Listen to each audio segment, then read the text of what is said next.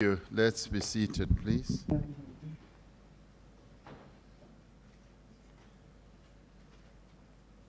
Chairperson of the National House of Traditional and Khoi-San Leaders, Khosi Milton Siatlulo Rapula. Deputy Chairperson of the National House of Traditional and Khoi-San Leaders, Nkosi Mavuso Langa. Zwelidumile. The Minister of Cooperative Governance and Traditional Affairs, Ms. Thembisile Nkadimeng, Cabinet Ministers and Deputy Ministers here present, Chairpersons and Deputy Chairpersons of Provincial House of Traditional and Khoi-San Leaders, members of the National House of Traditional Leaders and Khoi-San Leaders, representatives of the Chapter 9 institutions, and Chairperson of the House of Khoi-San Leaders, President of Contralesa, Directors General who are here present, and ladies and gentlemen. It is indeed a real honor for me to be present here and to participate in this, the second dialogue of the National House of Traditional and Khoi-San Leaders with government. I'd like to express my gratitude to former Deputy President David Dabete Mabuza, who attended and facilitated last year's dialogue.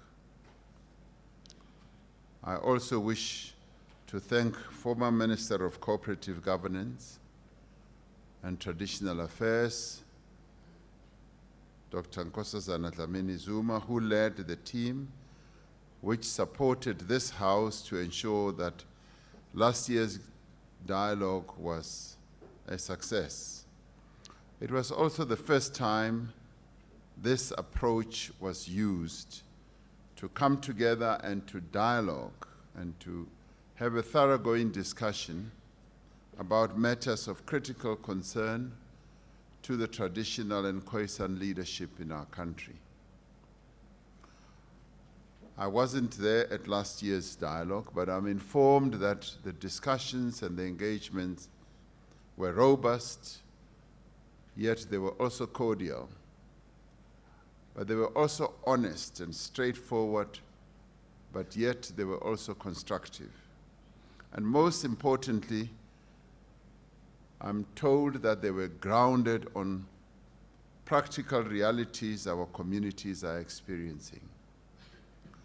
That is exactly what our communities expect of us as leaders,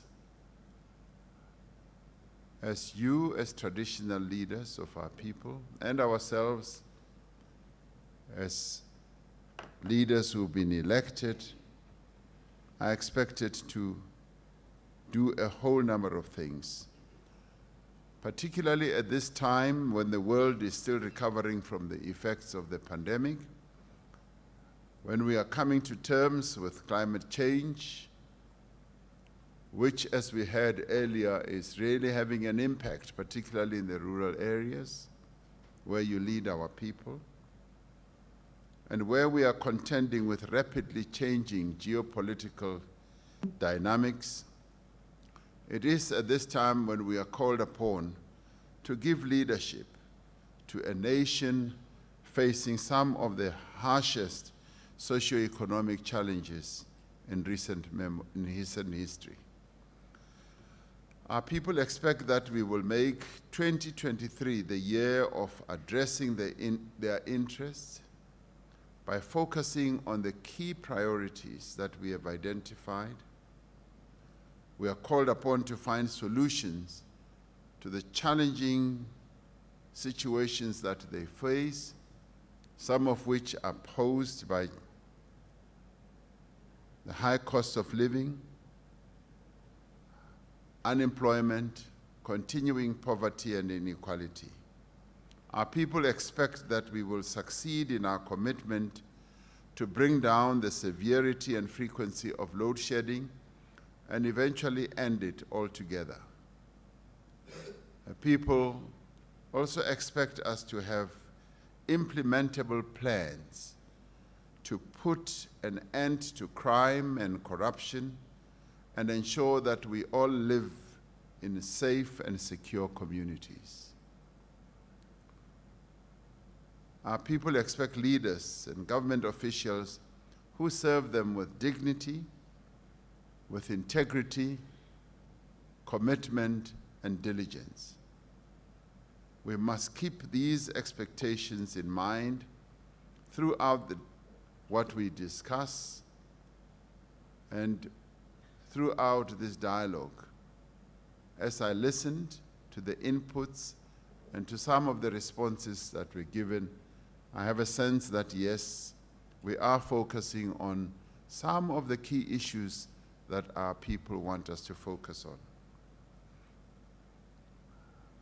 Starting off with your opening remarks, Chairperson of the National House of Traditional and Khoi-San Leaders, I couldn't but agree with the sentiments that you expressed, but more particularly in relation to your wish to work with government to make sure that we address the challenges that our people face. Yes, there's been slow implementation in some of the issues, and yet, as you correctly also acknowledged, there has been progress in a number of areas. We considered today the progress that has been made since the last dialogue in 2022, and you have also considered the address I delivered during the annual opening of this House in the NCOP chamber on the 23rd of February of this year. I would like to appreciate the updates that have been given by ministers.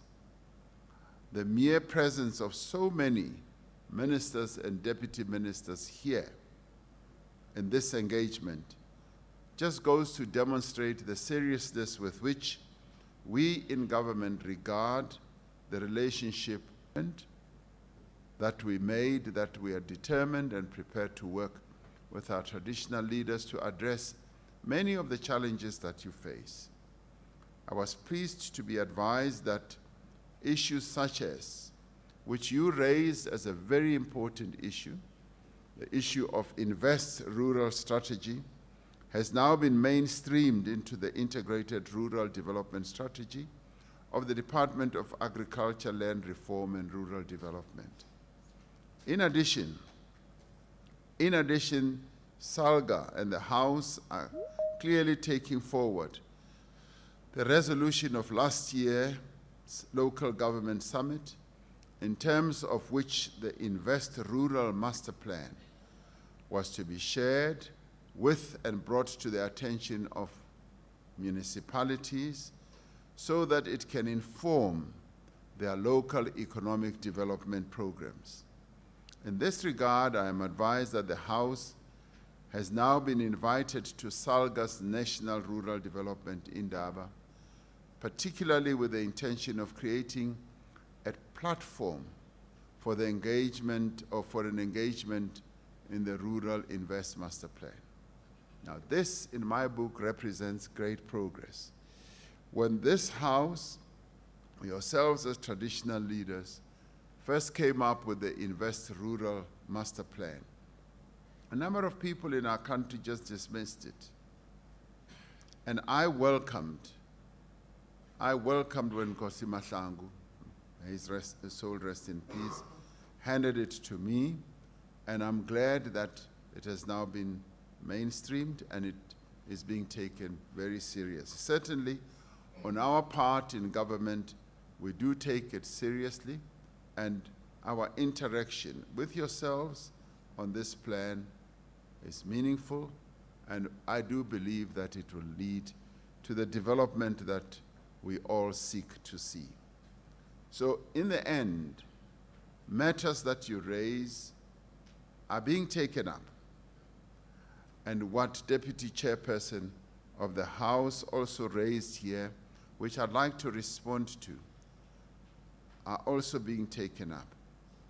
During the opening address of February 2023, I touched on the important work that the Commission of Khoi-San Matters has already embarked on to facilitate the recognition of Khoi-San communities and leaders, and let us continue to support this work so that we can soon have Khoi-San leaders taking their place, their rightful place in the national, provincial, local houses of traditional and Khoi-San leaders. I am pleased about the progress that has been reported by Minister Creasy with regards to the very good partnership that has been struck between Khoi-San leaders as on the issue of rooibos. We need to mobilize around a new way of doing things, which is in the form of the district development model. Your participation in implementing this model is very critical. We must all redouble our efforts in implementing the district development model. And we must go beyond just talking about the DDM. We must now move towards implementation of that plan. What it really seeks to do is to break down this silo mentality of doing things, that things of a developmental nature are best done when we integrate our work, when we have a joined-up government where every key role player or stakeholder in any community work together. As we said before, we will need your counsel in identifying the endowments, competitive advantages, and potential future industrial makeup of each of the localities with yourselves as the traditional leaders of our people. Deputy Chairperson Mavuso raised a number of issues, and he was very colorful in presenting some of these and very demonstrative in putting them forward, largely drawing from his own experience as a person who was born and has lived in the rural areas, and he gave a lot of color to quite a number of things that he was talking about. But let me start off with the one that he articulated first, where he spoke about the need for uniform treatment of traditional leaders. There has been a sense that there is ununiform treatment of traditional leaders, and you as our traditional leaders correctly raise this issue, where you have a sense that other traditional leaders are treated specially and differently. And of course, everything that we seek to do as a government is to make sure that there is uniformity and that there is equitable treatment of the various sectors of the citizenry of our country. And you therefore want uniformity and standardization in terms of treatment and the provision of support to traditional leaders. The Khoi-San colleagues are not mentioned because of the process that is still underway and that you have acknowledged. I should say that, yes, this is a principle that we are committed to. And in the course of raising this matter, you of course raise the issue of the chambers that are in provinces And a number of provinces do not have any of these chambers. But I particularly liked the way you were raising it because you were very positive. And the minister who's sitting next to me there whispered in my ear and says, President, this is a quick win. Because we do have a number of buildings that are strewn right throughout the country. And I see no difficulty in getting some of those buildings, and some of them were used in the past, during the apartheid days, no difficulty at all in getting some of these buildings transformed into chambers so that, yes, we should have those chambers used for good effect. So for me, it is easy to do. It is low-hanging fruit, and the minister, Nkadimeng, as well as Minister Zikalala, will make sure that it happens. They should go ahead and indeed make it happen.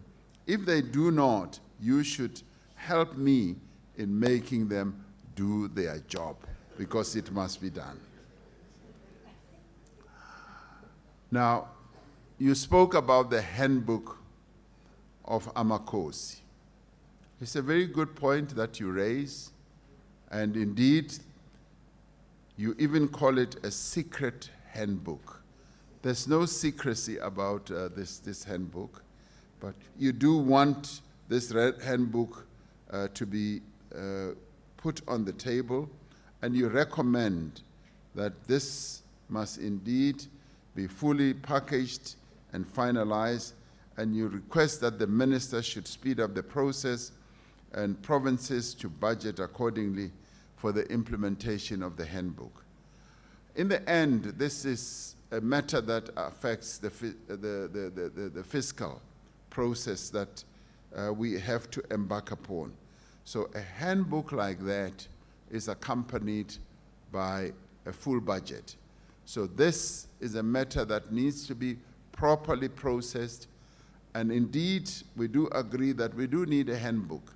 The handbook will also help in making sure that there is no ununiform treatment of our traditional leaders.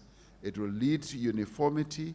It will lead to people knowing exactly what they are expected to do as they exercise their leadership, and what their tools of trade will be, because the handbook will also encompass things such as the tools of trade.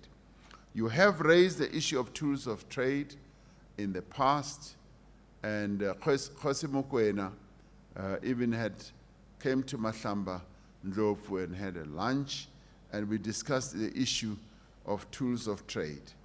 And we agreed that tools of trade is a matter that should be embarked upon and addressed.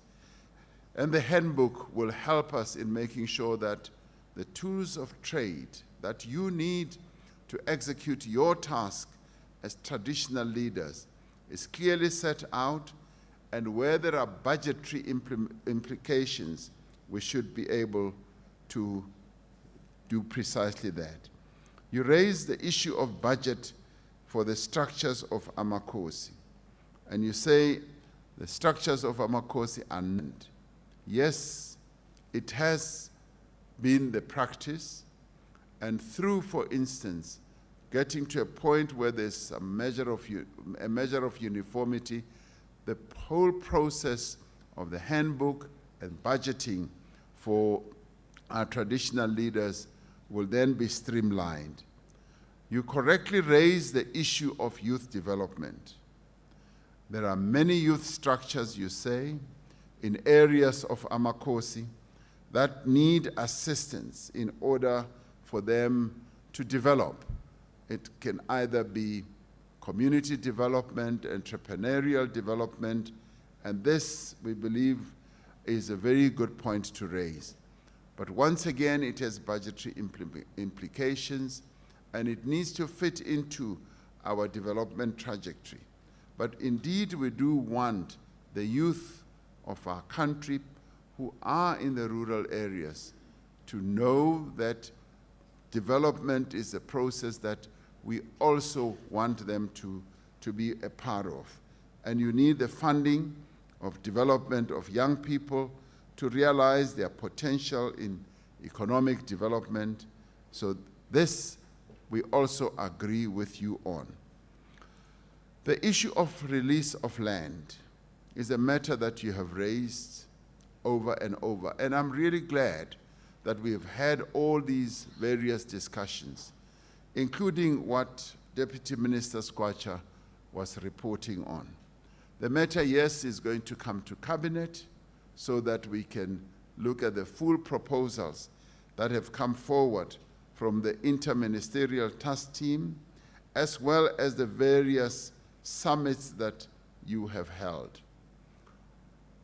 Khosi Siahlolo was saying to me, this is an urgent matter, and it is a matter that you have dealt with for thousands and thousands of years. And I agreed with him that, yes, that is so. We, however, need to deal with some of the challenges that keep on arising around the land issue, particularly the release of the land. And of course, your proposal is release the land to us as traditional leaders. And while I agree with that to the traditional authorities, while one agrees with that completely, he and I, in whispering to each other, said we must, however, find a solution to some of the practices that we have seen emerging, where some traditional leaders sell off the land, get the money, and pocket it for themselves, without that money being there to benefit the community as a whole. This is a problem, and Khosi Siahlolo agrees that we need to find a solution for this. As the matter comes to Cabinet, we will want to have heard your proposals, as he was suggesting to me, on how best we can deal with this. But as regards our level of seriousness in dealing with this matter, I can assure you that yes, this matter has been outstanding for far too long, and you would like the land to be released, and that is precisely what we aim to finally do.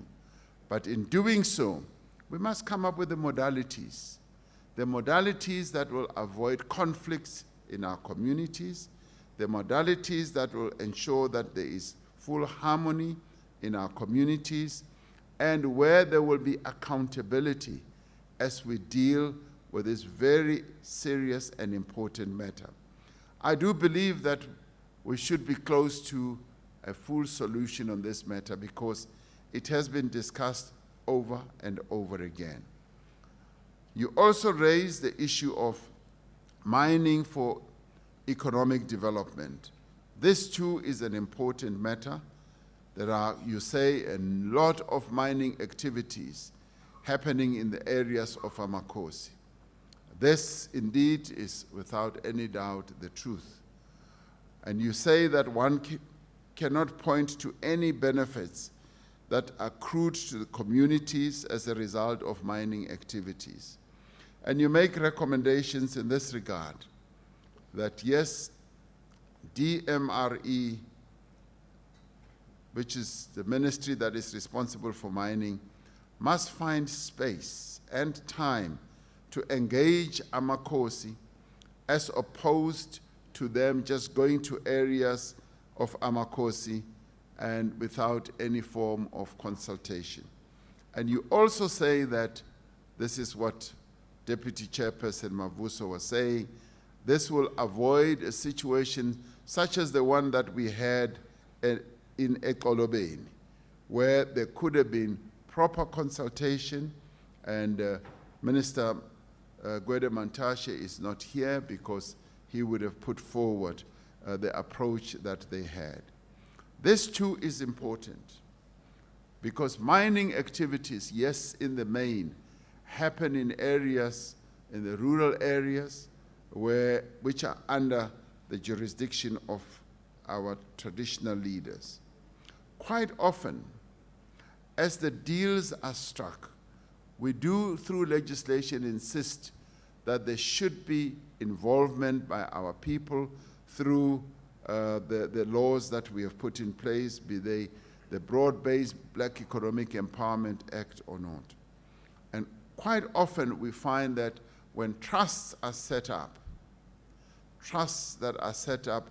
at times the funds that accrue to those trusts are dealt with in a way that creates divisions amongst our people.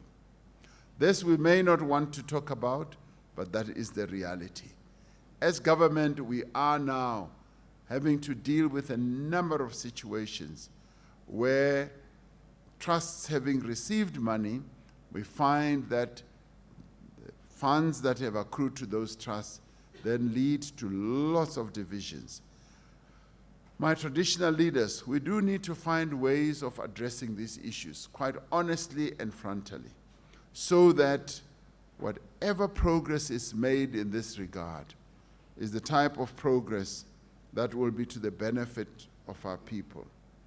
Minister Creasy's report on how the issue of rooibos is being dealt with in relation to the Khoi-San communities is a wonderful example that we should all emulate, where a trust has been set up and the proceeds thereof are then used for the benefit of the community as a whole, without creating any doubt or suspicions about how those benefits are being utilized. Minister Zizi Kodwa spoke quite eloquently here about the issues of culture. And Deputy Chairperson Mavuso raised the issue of cultural tourism for rural economic development. This is a matter that we have discussed in the past, and we agree with the approach that you have articulated in this regard. And you also have added that the Department of Tourism should provide a guide on profiling tourist attraction areas. And we have also said you also need to be actively involved, and I do believe that with the Rural Invest strategy, we should be able to identify a number of iconic places in the various rural areas which can lead to economic development through tourism. Your relationship and partnership with SALGA is to be applauded, and we applaud that. Yes, we have promoted the King's Forum concept, and I'm glad that it has received resonance. But it's beyond just kings, because we've also got queens. So it's the Kings and Queens Forum, where we would have an opportunity to engage some of our kings and queens on a number of important issues. In this regard, you have also raised another important issue, that, for instance, when we, for instance, open Parliament, we should have an opportunity or a practice where we will be able to have our traditional leaders participating.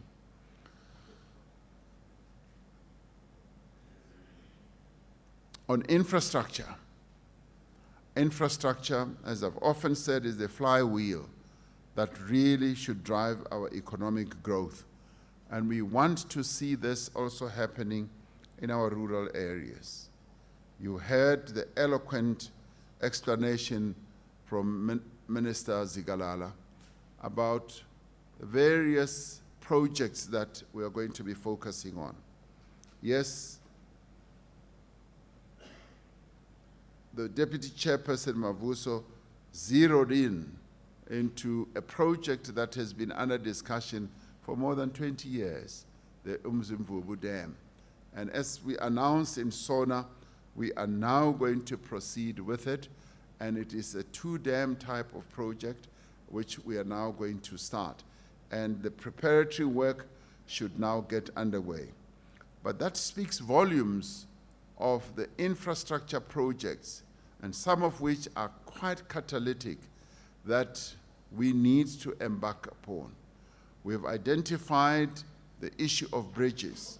And the issues of bridges are quite critical because some of the bridges are washed away whenever your areas experience floods that just damage the infrastructure. But at the same time, the bridges also play an economic and a social key role. Minister Zikalala, as you heard, will be going around the country, making sure that the bridges that we have committed to build are indeed going to be built, and I have no doubt that we are going to see a great deal of progress in that regard. In this regard, Minister Zikalala will make sure that, yes, he engages with yourselves and goes to those places with yourselves so that we can ensure that those bridges indeed are under construction. And time permitting, I would like also to accompany you and Minister Zikalala and his deputy as we go and look at all these bridges. You've raised another important issue, which is communication and digital technologies. You have said you appreciate that the former minister responsible for communications and digital technologies has done quite a lot of work in this regard. As you correctly say, she requested that you submit to her the addresses of some of the traditional councils, which she has already put in the plan that the department will be focusing on. And this is the work that will be continued by Minister Gungubele, as he's now been put in that position. Now, this, in my view, represents progress in relation to an important issue that you have raised. It is concerning to us that rural areas in our countries have very poor connectivity. And this is a challenge that we are determined to address, not only because a minister like Mantashe lives in Kala, where he often complains to me whenever I call him for work-related issues. He says, "President, I don't have connectivity because I'm in Kala." So we want to solve the problem for the many Kalas around the country so that we have good connectivity. You raised the issue of the safety of traditional leaders. This issue was raised quite pointedly with me again when I was in KZN meeting our traditional leaders there. They raised this issue in quite a sharp manner, and you've given us the figures that up to 40 or so traditional leaders in KZN have been murdered or killed. And you yourself, Deputy Chairperson Mavuso, you say you have your own challenges, although you did not describe what those challenges are. Now, we are committed to providing safe environments to our leaders, be they elected leaders, be they leaders like yourselves, and traditional leaders. I know in KZN, Eastern Cape, and Limpopo are facing these difficulties and death on a daily basis because the killing of traditional leaders has gone on for far too long and cannot, as you correctly say, be tolerated any longer. And in this regard, I do know that the Ministry of Police is working with a number of you as traditional leaders, making sure that processes and measures are put in place, yes, to help secure the safety of our traditional leaders. But I've often said the strength of being able to do so should also revolve around the community policing forum process, because it is through community forum policing that we will be able to deal with some of these issues. When I was in KZN just over the weekend, I got a really good report in one of our districts where the chairperson of the Community Policing Forum informed me that their community policing forum, in which the traditional leaders also participate, has brought the levels of criminality down in that district, and things such as murder, even gender-based violence, and things like robbery and theft have really come down because all the key role players do participate in the Community Policing Forum, and all the key people do help to bring down the levels of crime. And this would also impact on another matter you've raised, which with regard to human trafficking, because human trafficking is another major challenge that you face. You also raised the issue of traditional police. It is the view of Ramaphosa, you say, that the rollout of traditional policing concept will ease the pressure that our men and women in blue are faced with. You believe that if recruitment is done properly and deployment is done, the same traditional police may be used to protect Ramaphosa. Yes, that is the proposal that you're putting forward, and you'd like traditional police to be recruited. This is a matter that, yes, should be discussed. Right now, we are on a big recruitment drive, bringing in more police trainees into the police, as we promised in SONA. So this needs to be discussed properly within the context of what the police service is all about. You touched on customary initiation. This is a matter that I have raised in the House of Traditional Leaders, and I even raised it this year. The Customary Initiation Act, yes, was passed with the intention for the betterment of the initiation practice. And however you say, proper funding and training of the structures established in the Act still needs to be done. And this is a matter that we need to discuss properly amongst ourselves.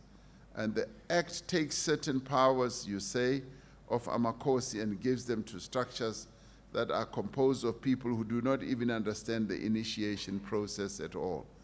Now, this is a matter that we should discuss. The understanding has always been that traditional leaders will continue to play and must play a key role in this whole process, because this is a cultural matter, and you are the repository of culture and traditional practices. So I don't think we should have a misalignment on this matter. We do want to see participation of our traditional leaders in this regard. And traditional houses should participate, and if you want to propose an amendment, by all means, let us hear what the amendment will be. But yes, I do continue to want to say that we do want to bring down and eliminate the incidence of deaths of our young men who go to initiation, healthy, robust, and young people, and they come back in body bags. This must stop. Initiation should not result in the death of our young men. Initiation should be a rite of passage to manhood, to adulthood. So if we can work together on this, and which we must, we can bring down the levels of deaths that are currently occurring. I spoke earlier about the recognition of our Khoi-San traditional leaders, and this is in process. It is a matter that is being addressed and will be finalized. Yes, there is the other matter which you touched on just very briefly, the issue of the effect of disputes within the institution of traditional leadership. And we need to have processes of addressing some of these disputes. Some of them are huge and big disputes. We need to find a way of ensuring that the disputes are properly addressed. I'd like to thank you for raising the issue of scholar transport in traditional communities. Some learners, as you say, are compelled to attend schooling very far from their homes. Some are put into boarding schools because their schools are just too far away from their homes. And you abhor the fact that these young people are transported in open bakkies where their safety is always at risk. And you do recommend that government, especially the Department of Basic Education, and Minister Motsekga is not here, should appoint scholar transport entities that will ensure that the children are properly transported. And this is a matter that the Department of Basic Education continues to work on. And as the country is vast, this matter will continue being addressed. On health, which you've raised quite sharply, you raised the issue of mobile clinics. We couldn't agree more with you.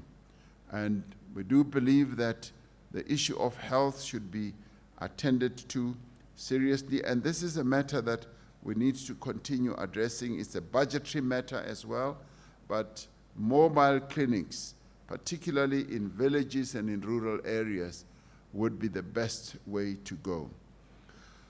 You also raised the issue of disasters in areas of Amakosi in your document, and yes, we agree that the issues of disaster, particularly disaster preparedness, should be given greater attention. And in traditional authorities, I would argue that we should have people who are properly trained, who are always on the ready to make a positive intervention whenever we have disasters, because a number of our areas have now become prone to disasters, be they fires, be they floods, and be they damage from the winds and the elements. So it is important that from a traditional area point of view, we should be able to do all that. Now, we thank you, Deputy Chairperson Mavuso, for presenting such a cogent presentation. We have taken careful notes of some of the issues. On some issues, there is progress. On others, we will be able to forge ahead. The one that Minister Nkadime and Deputy Minister Burns Ngamashe are going to be focusing on is to make sure that we do make progress. As he stood here, the Deputy Minister said, there's now going to be real action. Things are going to begin to happen. He's going to give himself time, working with the minister, to go around the country and working together with Deputy Minister Pakstow as well when it comes to local government authorities. They will give themselves time to address the many challenges that our traditional leaders face. And I believe that during the course of this year, we will see a great deal of progress, and when we come back next year, we will be able to have seen great progress. I appreciate your approach, that yours is not just to criticize, but it is to put the honest truth on the table, but with a view of ensuring that there isn't only debate, but in the end, we do find solutions. Now, you also spoke about the Traditional Courts Bill, and we accept that millions of our people live in areas under traditional authorities. 30% of South Africans still live in rural communities. Much as more and more people have moved to the urban areas, up to 30%, almost, if you like, 20 million people, a third of our population still lives in rural communities. Communities that are under the control of Amakosi across the length and the breadth of our country. Section 211(3) of the Constitution states that courts must apply customary law when that law is applicable, subject to the Constitution and any legislation that specifically deals with customary law. What this means is that the Constitution, therefore, acknowledges the originality as well as the distinctiveness of indigenous law as an independent source of norms within our legal system. The Traditional Courts Bill that I am currently in the process of considering recognizes that the status of customary law in our country is constitutionally entrenched. We are confident that customary law in our country will continue to evolve within the context of the values and the norms that are consistent with our Constitution. It is envisaged that the Traditional Courts Bill will form part of this developmental process.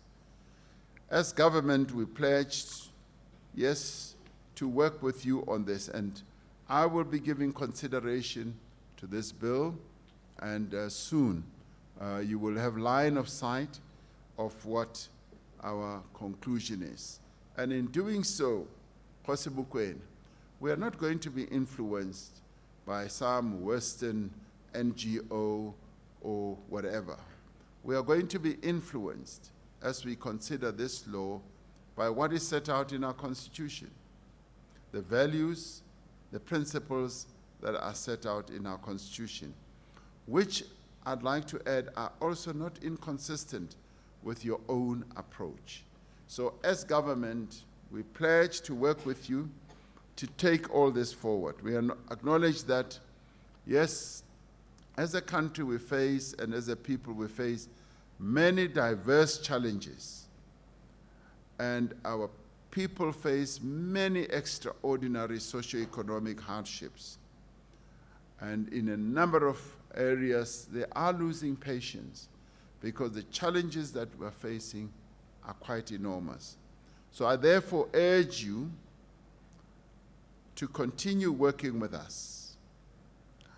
What we have set out, what our ministers and deputy ministers have reported today, shows real constructive engagement.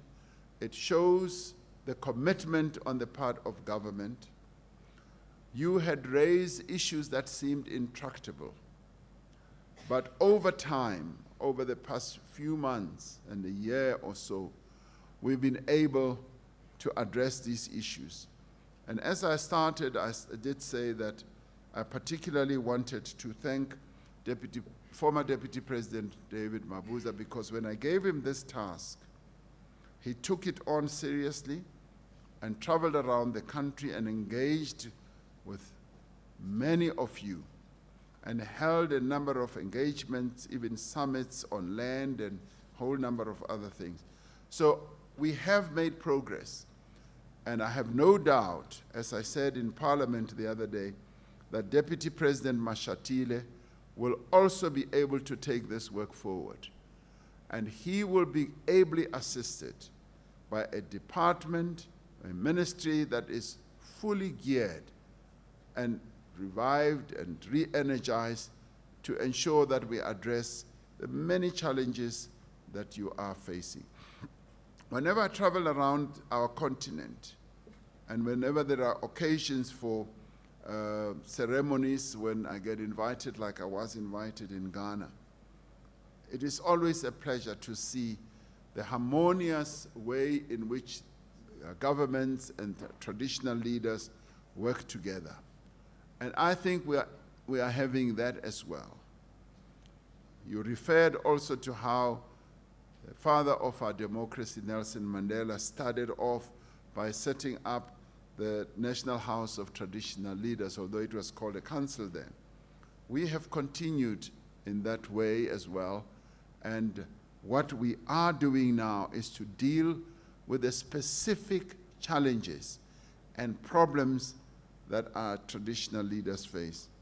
It was a joy for me, as Minister Zigalala did report here, being in KZN and informing our Izindunas there, who had been raising the really serious problem that they have had for years, to inform them that, yes, much as it has taken time, their concern has now been budgeted for, and they are going to get the payment that they had been advocating for years. Because they provide leadership in society, and they were overjoyed.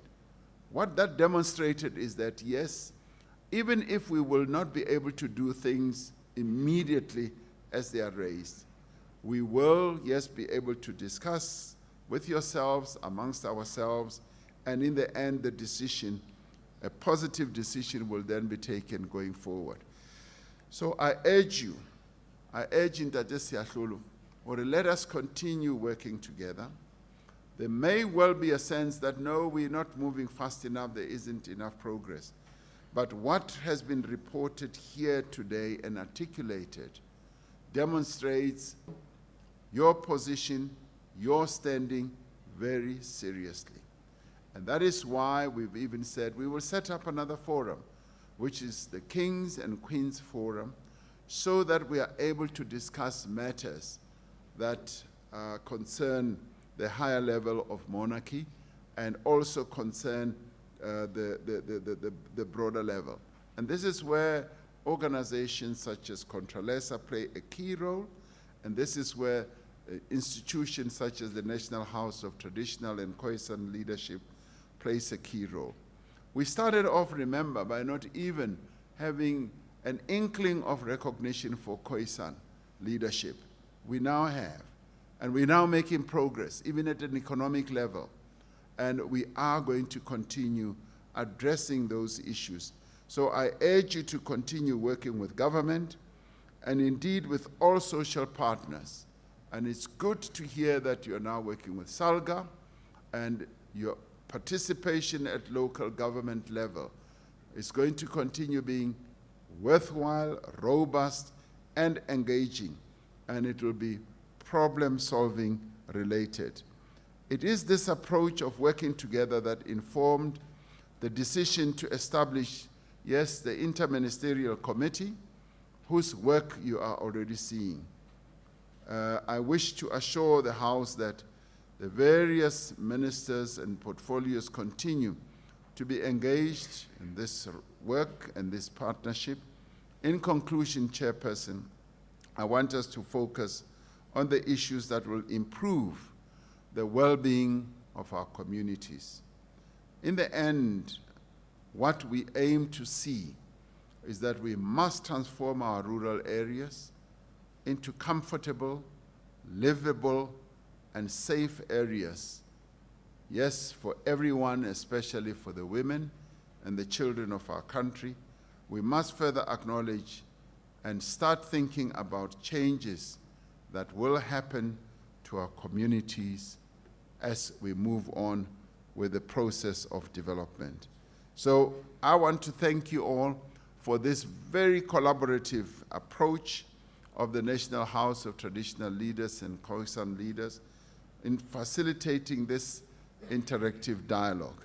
And I thank you for giving us this opportunity to meet with you and to engage with you. Thank you very much.